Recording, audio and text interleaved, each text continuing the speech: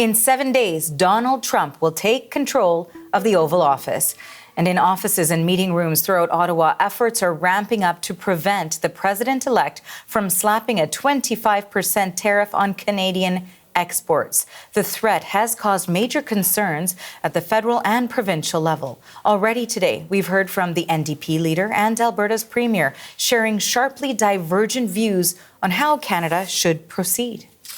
And the CBC's Janice McGregor is in Ottawa. She's following all of those different threads in this story for us. We first heard from Alberta Premier Danielle Smith. She spoke earlier today following that trip to Mar-a-Lago. Let's talk a little bit about what she's saying.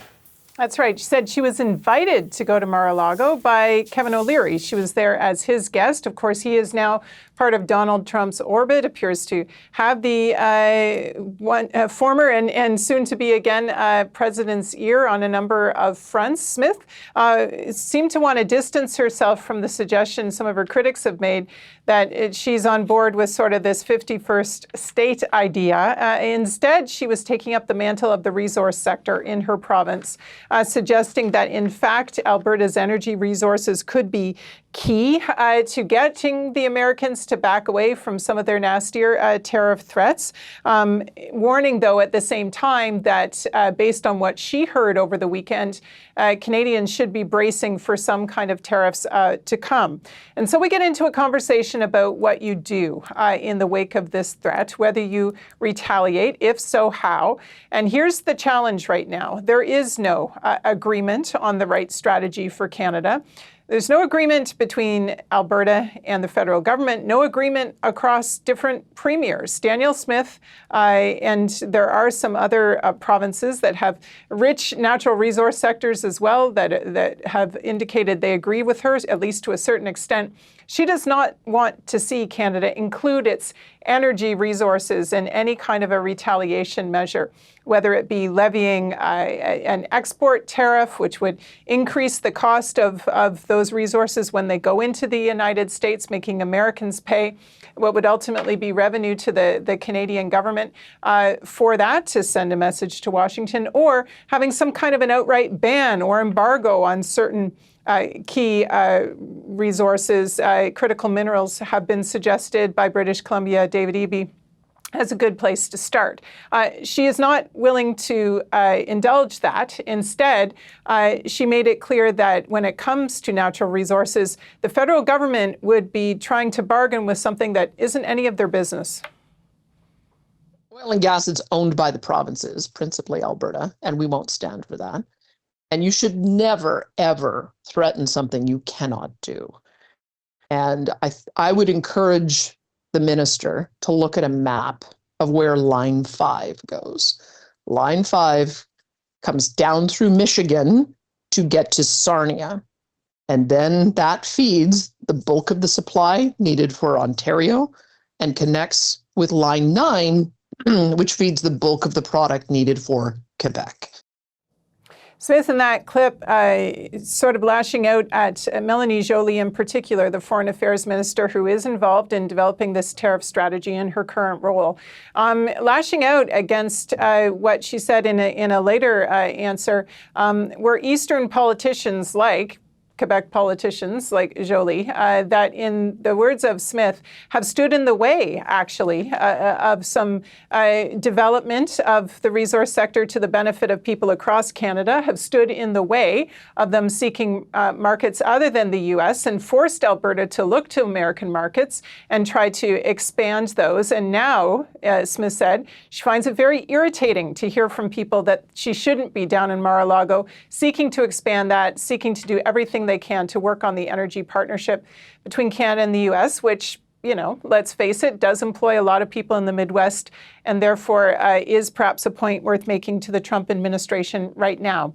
Want to note, though, that this whole idea of perhaps putting energy into the mix originally floated by Ontario Premier Doug Ford, just an example of some of the disagreements that they're going to have to grapple with when all of the First Ministers sit down with Prime Minister Justin Trudeau to discuss their retaliation options on Wednesday.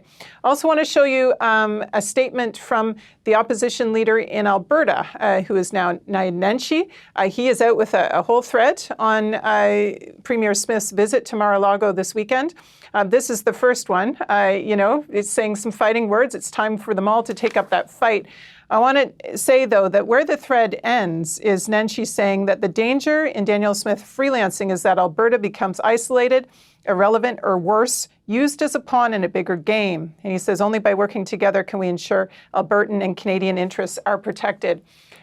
Indeed, some of what Danielle Smith said today, I think, does hearken on sort of some national unity issues that can be kind of awoken when we start talking about the taxation of natural resources, oil and gas in particular. And there is this sense that you do Washington, Donald Trump's work for him if you don't have a united front across provinces and between the provinces and the federal government. So we're in a very difficult and sensitive situation right now. And Janice, of course, when we talk about the perception there or how Canada will look when it comes to a unified front, we know that it was last week the Prime Minister was out in Washington for the funeral of former President Jimmy Carter. He had some meetings then. We know that Alberta's Premier was out there in the past few days. And then we know that we were listening to the federal NDP leader, Jagmeet Singh, and he said, yeah, I'm trying to have some meetings too. So let's listen a little bit more to what he had to say also. But that really also plays into what you've laid out for us, that this message coming from Canada is not connected. Yeah, the opposite of connected, openly fighting, actually, across the perspectives of different federal parties. Jagmeet Singh had called on all of them to speak with one voice about the importance of retaliation. What he really did, though, when he put that call out to stand up against Trump the bully, saying the only thing that Trump would respond to is strength, is pain, therefore Canada needs to be out strongly with retaliation, who he's actually trying to wedge there is Pierre Poilievre. Because Poilievre, much like Danielle Smith, has suggested that it isn't a good idea. It wouldn't sort of get anywhere to start bringing energy resources into the retaliation talk. And so we have from them the suggestion that it's pointless to retaliate with sort of your natural resources. But from Jagmeet Singh today, the suggestion that it's pointless to be doing what Danielle Smith has been doing, which is down there meeting, trying to sort of play the nice economic business partner.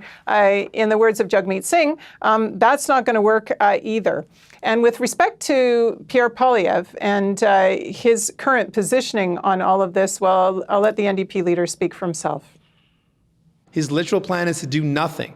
That is failure in leadership, to do nothing. Well, and we know why as well.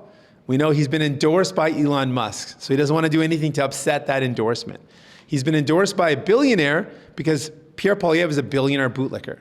Billionaires know that he's going to make them richer. Elon Musk knows that he's going to make him even richer. As recently as last Thursday, Pierre Poilievre was talking about the next election being based on the carbon tax.